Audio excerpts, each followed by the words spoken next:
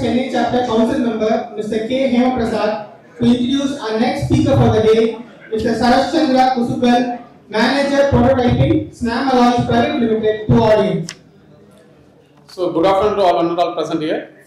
It's my honor to introduce today's speaker, Mr. Sharaschandra Kusugal. He is basically M.Tech in Product Design and Manufacturing from VTU Belagavi, Karnataka. Currently, he is working as a manager prototyping in SNAM Alloys. He is having total 7 years of experience in SNAM Alloys Private Limited in prototyping. His roles and responsibilities includes he has developed castings from initial drawings to finished props, provide technical support to the team throughout development activities. He is engaged in commercial discussions and finalize agreements with customers, coordinate with quality and analytics teams to ensure customer quality requirements to meet. He developed new products or methods to enhance foundry process control improvements. Now the floor is yours, sir. Thank you, sir. Thank you for nice introduction. Good afternoon, all. Welcome back to the section. Hello. Yes.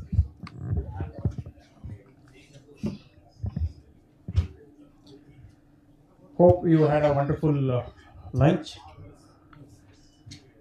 Myself, Sharaschandra Kusugal, working as a manager, prototyping division, SNAM Alloys Private Limited. So, as you are aware, SNAM Alloys basically we are into ferrosilicon, magnesium, and inoculants. We are the manufacturers and exporters of these products, 40-45 countries across the globe. To support our end customer, we have like prototyping division where we support our foundries for their tooling development. We support our foundries for their new part development. We support OEMs for their new part development. Prototyping is a beautiful process where you get a chance to work in complete life cycle of a product, starting from 2D drawing to 3D modeling, 3D modeling to casting process simulation to tooling design to tooling manufacturing to molding to melting and pouring to fettling to machining followed by secondary operations such as radiography, heat treatment, painting, and so on. Prototyping, it involves so many activities. It looks beautiful, at the same time it is challenging because each job has its own complexity level. Each job has different dimensions and weight ranges. It can be a half kg casting today, or it can be a 200-300 kg casting tomorrow. The main challenge here is lead times and competitive pricing. Though we say we are doing prototyping, customers always expect first time right casting in shorter lead times as well as competitive pricing. So what is the purpose of prototyping? So mainly like prototypes serves OEMs in the sense initially like whatever design they will be having, so they will verify that design with structural analysis. After that they validate their design with experimental analysis. To conduct experimental analysis, they will be having a requirement of few castings. It can be a batch of 2 numbers, 5 numbers, 10 numbers, 20 numbers. We develop like prototyping serve their purpose in finalizing their design. So once they conduct their experimental analysis, so they release that design to foundries, so where they convert that one into a full-scale production. At the same time, prototypes serves the purpose of foundries. So foundries mainly they want to prove out their tooling before going for full-scale production, where they produce a few castings like 5 numbers, 10 numbers. Then they conduct all their testing, validation. Then they go for full-scale production. So prototyping serves both OEMs as well as foundries to conclude their design.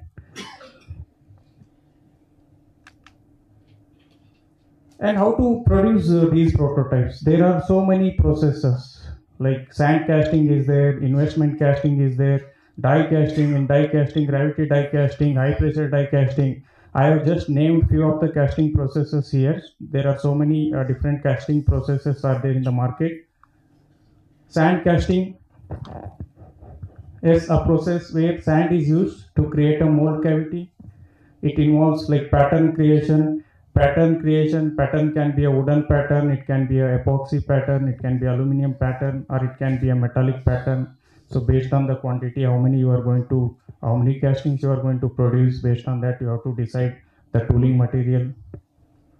Mold preparation, yes, of course, it can be a green sand process, or it can be a no bake process, or even it can be a printed mold technology. So you can use that also. Applications as automotive parts we can produce, machinery components we can produce. Advantages, low cost is combination of MDF patterns and green sand. It is very economic, so you are able to produce few number of castings when it comes to prototyping. Flexibility with part size, there is no size restrictions. You can produce 100 by 100 mm, a small component. At the same time, you can produce 2 meter by 2 meter casting. So that is the beauty of this process. Yes, there are certain limitations when it comes to surface finish. It is, compared to other casting methods. So it is not as smooth as them. And, there is some limited precision compared to other casting processes. And when it comes to investment casting, investment casting, also known as last wax casting, it involves creating a wax pattern, covering it with ceramic, and then melting out the wax. So here also it involves pattern creation, wax removal, mold heating, and metal pouring. So advantages is you can produce detailed complex jobs with this technology. So aerospace components we can produce, jewelry parts we can produce. So highly precise parts we can produce with this technology, and we get excellent surface finish also compared to sand casting. And it has ability to create complex geometries. There are certain limitations like high cost due to the detailed process, as well as it is time consuming. At the same time, if you look into the die casting process, gravity die casting is there, high pressure die casting is there. Gravity die casting, metal casting process where molten metal is poured into a mold cavity using gravity rather than high pressure. In case of high pressure die casting, it's a process where molten metal is forced into a mold cavity under high pressure. If you look into these both processes, so in both the cases we have to go for die making, which is an expensive affair. Before going for full scale production, if you want to develop some parts, so you have to invest on tool, you have to invest on die, which is an expensive affair. So in case of gravity, with the help of gravity we can pour the metal. In case of high pressure die casting, we can inject the molten metal with the help of external pressure. Applications like high volume production, yes, both technologies, both methods are very promising, for high volume production. So we can produce consumer goods, we can produce automotive parts. The main advantage is high dimensional accuracy and smooth surface finish. What we get in this process, we may not get in other process. So there are certain limitations. As I mentioned, we have to have a metallic die to produce part from this method, and it is limited to certain model. Like we can produce only non-ferrous metals with these processes. So what I am going to say is that there are so many processes are there in the market. These processes, these methods are being followed from so many years, but still we are struggling with defects, material wastage, and long production times. Then what is the better approach? So better approach in the sense, nowadays you can see so many advanced technologies have come up in foundry industries. We can see rapid prototyping, and we can see robotics and automation, yes, of course, casting process simulation. So though we have expertise in casting, gating system design, it is always better to validate our gating system design with casting process simulation to ensure first time right casting. Because we never know, we may end up with sand related defects, gas related defects, or metallurgical defects such as shrinkage or porosity. So it is always better to validate our gating system before going for tool manufacturing. Then rapid prototyping. Rapid prototyping is actually a boom to foundry industry. You can directly eliminate patterns, you can directly eliminate core boxes, you can directly go ahead and print the molds and pour the metal, where you can save almost week to 10 days of time. Your lead times will increase. Your lead time will come down. Robotics and automation. Robotics automation, because why I am saying this is especially foundry is mainly full of labors. So sometimes I have come across some scenario. We used to do casting process simulation. We design gating system and support foundries for their development, like tooling development. So sometimes customers used to say that like whatever gating system you have designed, so it is working, but still we are having some rejection. So it could be because of our process control also. We never know. It always matters how we good with our process control. So wherever it is possible, we have to automate the process, and what all bottlenecks we are facing, those things and all we have to identify and try to automate the process so that we can reduce the defects, whatever rejections we are getting. So with this combination, so I am not saying we have to only depend on the rapid tooling process or advanced technologies. It should be a combination of traditional as well as this rapid approaches. So it has to be a hybrid system. Otherwise, what will happen is that if we go with only traditional methods, our lead times will increase. If we go with rapid approaches, our cost will increase. So always we have to have a balance between lead times as well as the pricing.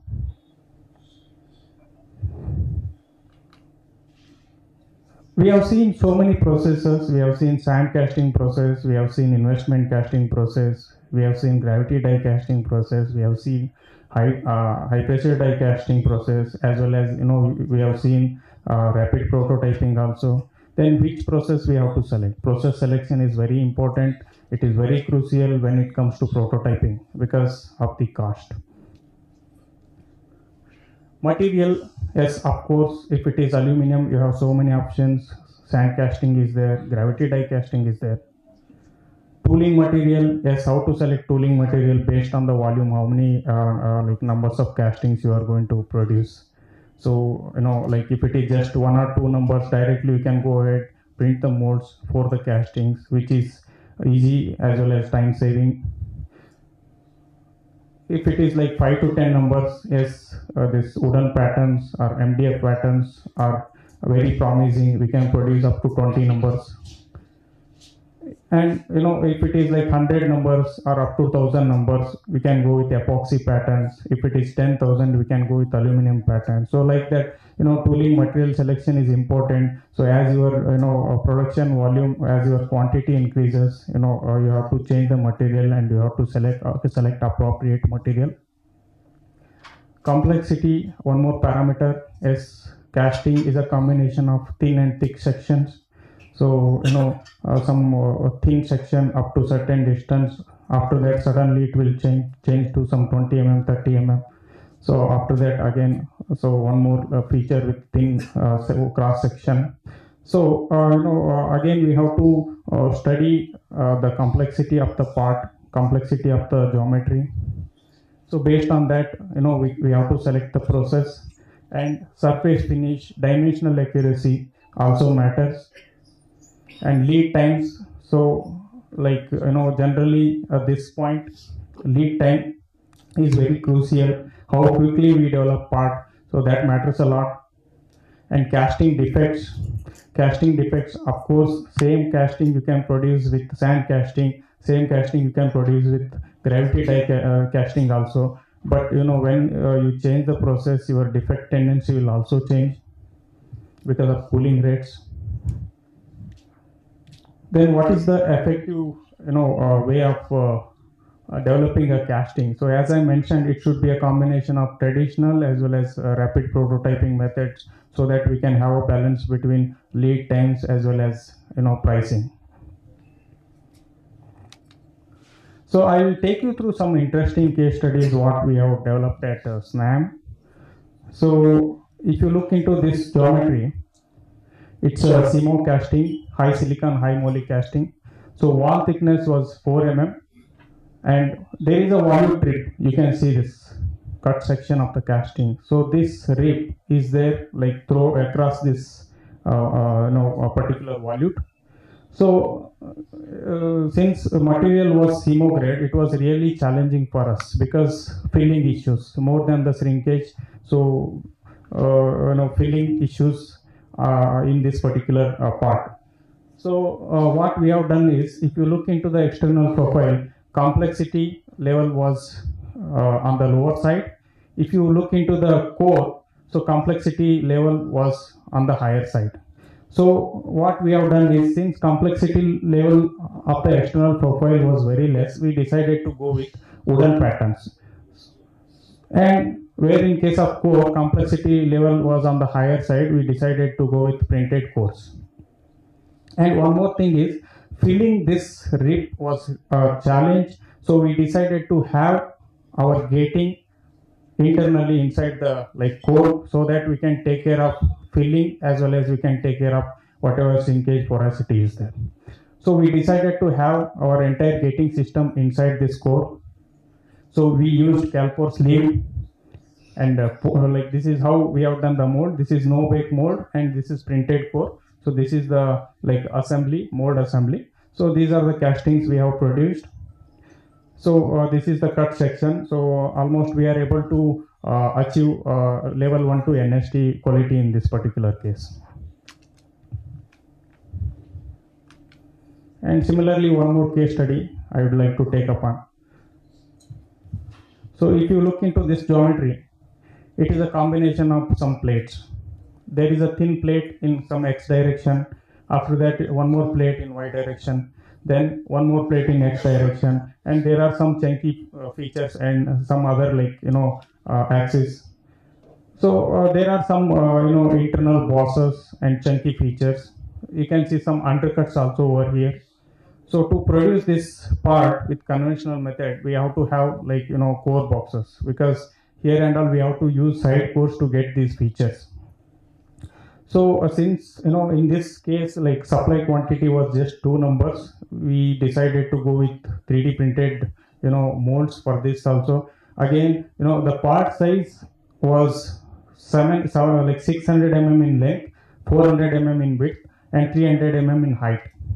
Suppose if you want to produce this part with conventional method, so considering 100 mm wall thickness, mold wall thickness all around, effective mold size dimension would be casting size was 600, 100 plus 100, so 800, and this side it width was 400, so totally 800 into 600 into 300 by 300. So that was the mold size. Suppose if we go with that size, then your mold cost will increase. I'm talking about 3D printed molds. So what we decided is that wherever casting profile is there, we just followed this profile. So you can see molds over here. So we have just maintained minimal wall thickness, mold wall thickness, just 30 mm. So after the cavity, and wherever feeders are there, we have maintained thicker mold walls. So we produce, and in between we made it hollow to reduce the sand, because 3D printed molds are expensive. So wherever it is possible, we made some pockets, and we have done some mold weight optimization also. Then those pockets and all we filled with no bake sand, and we used flask also, and we increased the mold thickness to increase the mold strength. And this is the like casting we have produced. One more beauty of this printed mold technology is we don't have to go behind defining the parting lines.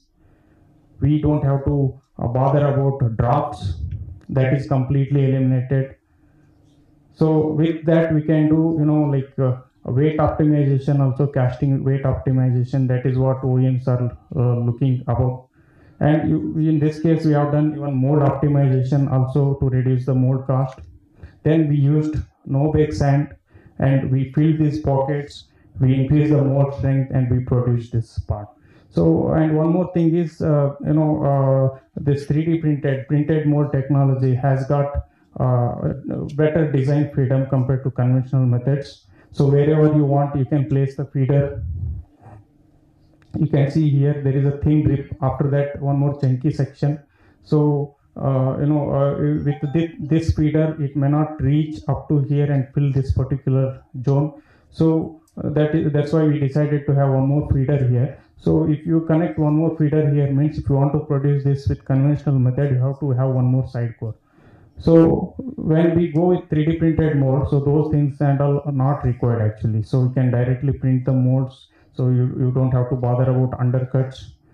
So that is the beauty of this technology.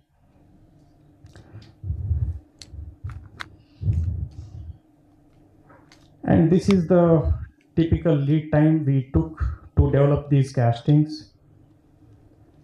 Design work, yes, means 2D to 3D modeling, methoding and simulation, tooling design. So that profile molds, what I was talking about, we took almost 3 days to complete. And molding, yes, in two days we are able to produce the molds. Then pouring, so 6th day we completed pouring. 7th day we completed fettling as well as lab testing analysis. So there was some machining also. We are able to complete machining in 2 days. I am talking about 2 parts. 11th day we have completed radiography. 13th day we have completed powder coating. 14th day like we have completed inspection and documentation, and 15th day part was ready to dispatch. So almost we took 3 weeks time to develop these castings. And one more case study, like process transformation, it was HPDC part, actually high pressure die casting part, because if you look into the complexity of the part, this is the part size 400 mm into 240 mm into 90 mm. Material was LM25 aluminum. Critical features are thin ribs. If you look into the geometry, so whenever we get RFQ, so we have to do like the geometrical analysis. We have to study. So what is the minimum wall thickness? What is the predominant wall thickness? What is the maximum wall thickness? How many like chunky portions are there? Chunky features are there? So this and all matters a lot. So if you look into this geometry, so it has got minimal wall thickness of 2.8 mm. So that was the predominant wall thickness also. And in between you can see some cylinders as well as some bosses which are prone to shrinkage or porosity. This part was very challenging when it comes to like sand casting. So original process was SPDC. So actually customer made some modification in the geometry. They changed some features. They wanted to validate the performance of new design. For that, initially they are having some requirement of few parts before going for full scale production. If they want to produce with HPDC process, they have to go for die making. Die making will be very expensive. If performance was better, then they can go for full scale production. Otherwise, entire project they have to scrap. So to avoid that, what we have done is that we proposed them this printed mold technology, producing this casting with printed mold technology. This is how we have done. So first thing is we have completely eliminated the drops. So with that part weight optimization we have done. And this red color, so wherever machining is there, so if we go with printed mold technology, your dimensional, you will get better dimensional accuracy as well as surface finish. You don't have to define your machining thickness, what you define in conventional methods. So we reduced machining wall thickness also. and gating design. So the main catch was filling issues. Since thickness was very less, it was close to like 3 mm. We did so many iterations there. Simulation helped us a lot. We finally, with this gating system, we are able to, we can see the filling. So there is no temperature drop. It is there, but it is very minimal. And we also ensured with other defects such as air, sand, and metallurgical defects. Then we decided to print the molds and produce this part, and this is the result. Is it a hand mold or machine mold, sir? This is printed mold, sir. 3D printing technology, binder jetting. So almost we took 3 weeks time to develop this casting, because major time we spent for finalizing this gating design, since it was a thin wall casting. Suppose if we produce without some iterations, trials and error, we may end up with the rejection. So that was the thing. So we spent more time in finalizing this design. With the help of simulation, we are able to finalize the gating design, print this mold, and here also we can see. So we have again reduced the mold size. Whatever profile is there with minimum wall thickness, we printed this. Then we increased the mold wall thickness by adding no back sand all around, so that our mold cost also has come down. And one more case study on inspection and machining fixtures. So generally this machining fixture and people used to have in some metal or this one steel. So what we have done is, since we are doing prototyping, so our quantities will be limited to 20-25 numbers.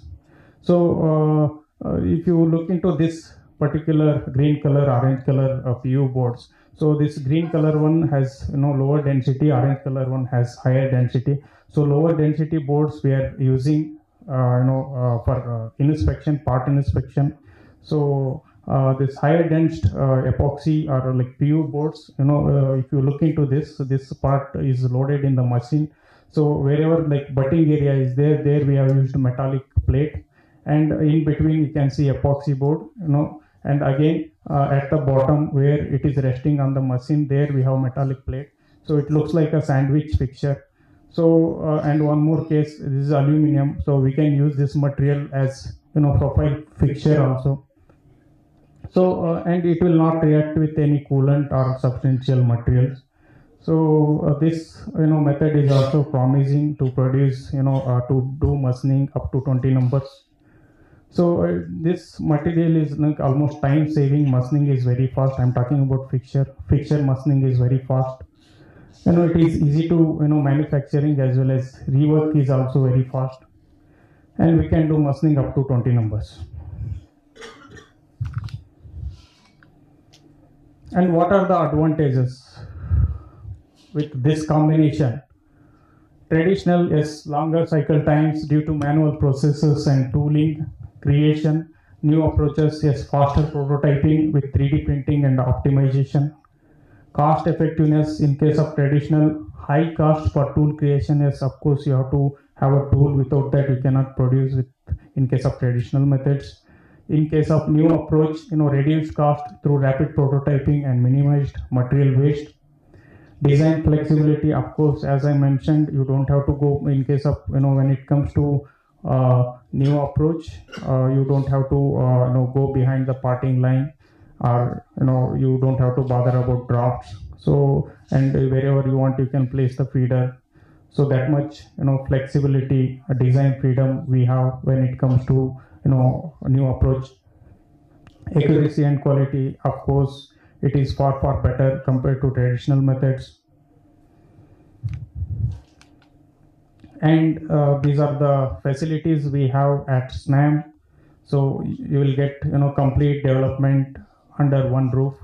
So we have like 3D modeling software. So you just have to give us a drawing or machined final 3D model. We can convert it into casting 3D model. So then we can work on gating system design based on the theoretical approach. Then we can validate our gating system design with simulation software. Yes, we have facility in house. We have got FDM based 3D printer. We can print 9 different types of materials, including carbon fiber, which you can use it for, as a gauge for your mold and core inspection. We have in-house foundry. We can produce all grades of HJ iron casting, gray iron casting, aluminum casting. So recently we have done ADI castings, Astamper ductile iron, and we have done CMO castings. And we have in our tool room also, we have VMCs, we have HMC, we have turning center. We can take up machining up, batch quantity also. And we have in-house Faro, where we can do complete inspection of the part. We can do probing, we can do scanning, we can validate with actual drawing as well as 3D model. We have got NFD certified laboratory where we can take care of your chemical and mechanical properties.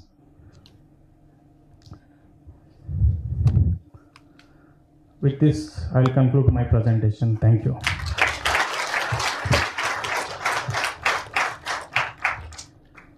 Any questions? Green color, the orange color. Yeah. Is it the composite material like a circular? No, it's a PU material. PU board. Yeah. It's not written. No. For the final part 7 material, what is the material and what you are going to use this? Sir, we have used our SNAM inoculant only. You can use it, again depends on the thickness, volume of the casting. So we have an expert team. So I'll just get in touch with them. Okay. How many numbers you made? How many numbers you made? Sir, basically we do only prototyping. We are not into production. So it depends on the customer requirement. We can do up to 25 numbers. So normally when we develop a part in proto, we are getting first time okay. When it goes to the regular production, we are not getting. It's my own experience. Exactly. The methoding is same, then Yes. simulation is same, everything. Yes. Only the sand parameters change. So why it is so? Because of cost? Because we are paying high cost, we are getting first time okay, or what is the? No, not because of that, sir. That's what I mentioned. So many parameters are there. It can be your process. experience. Yes, exactly. I agree with you. So foundry to foundry processes whatever this one practice is there. Foundry practice that will change. So it is associated with so many parameters. I cannot Actually, exactly. the proto, with some of the companies we do proto as well as with the regular method. In that foundry also, proto, the part which comes in first time is okay. But goes to the regular production, it is not so. So we are affected. That's why I'm asking. Mainly mainly process because Same, sir. That's why I told you. that's what. See, this prototyping is baby, so you have to pamper this Since one. we are paying more, I think you are giving More for care will be taken. That's why it's so. Why it's so? Methoding is same, simulation is same, everything is same. Okay, then why this effort is not being put on the regular method? Sir, prototyping means mainly, as I mentioned, so quantity will be very less, and you will show you may use better technology or this one and all you can produce. No, you are something talking different. about same foundry process. Some foundry is having proto. Then we have to do root cause analysis, sir. I cannot tell exactly without that because so many. So maybe you can write to us. Definitely, we will help you in that. Please do that. Yeah, sure. Do we get the first time rate in proto? Yes, of course. I can tell you 90% of the parts whatever we produce are first time right castings because if you are looking for 5 numbers, we don't pour exactly 5 numbers. We'll also keep some buffering. We pour extra whatever is good. So those things will supply to you. We can choose. That will be the development stage. Obviously rejections will be there, so we cannot say, but still I can tell you almost 90% we are able to produce first time right. Will you restrict gravity diecast only with non-ferrous representation? Your presentations, you restricted gravity diecast only with the non-ferrous. Yeah, we can produce mainly aluminum castings with that. So majorly, That's normally, yeah. but still, is there any restrictions? No. It depends on your materials, sir, mainly this die material. So I think there is a restriction. We can produce only non-ferrous with that. So because we produce Okay. ferrous with the same material. Okay. Permanent In fact, we are using cast iron dies for producing. Same component and die material both are the same. Same metal we pour both die as well the. Yeah, we have also done similar experiments, but we cannot openly. Fine. Okay, yeah. fine. Yes, sir. ADI. No, we don't have in-house. Like we have some collaboration and we'll get it done. But complete development we do in-house. Here, what is the life of the mold? What you have shown for this aluminum casting? This you are talking about 3D printed molds. 3D printed molds. It is use and throw. Use and throw. One time. Yes. One time. We you cannot. Have core printing also. No, like we have like plastic printing actually FTM based, and this molds and all again like we have some collaboration, so we used to get from there. How about 3D printing? 3D printed molds, yes. So it's a binder jetting technology. How did you manage the cost? Is it closer to? See, when it comes to prototyping, suppose if you want to produce few castings like 2 numbers, 5 numbers. So if you just to produce few numbers, if you develop tooling, I mean like patterns and all, your cost will increase. So after like 5 numbers, 10 numbers, you have to like scrap that. So that's what I'm talking about prototyping. But in same cost, if you print this molds, your surface finish will be better, dimensional accuracies will be better, and your defect tendency will reduce. So that like lot of advantages are there. When it comes to price, of course, it will go here and there. So that's what, like when we receive the order, inquiry, what we do is that we do some feasibility study. So we work on both traditional as well as this rapid approaches. We will prepare estimation in both cases and we'll propose you the best. All right. I think we can move the discussion later to the high tea session. Now moving on. First of all, thank you, sir, for the lovely presentation. Thank I think we have much more questions and you will be addressed again in the tea session. Yeah. So, thank you. Now we request IIF Chennai chapter, IIF Chennai chapter council member, Mr. J. Gopalakrishnan, to felicitate Mr. Sharaschandra with a traditional Angavastram.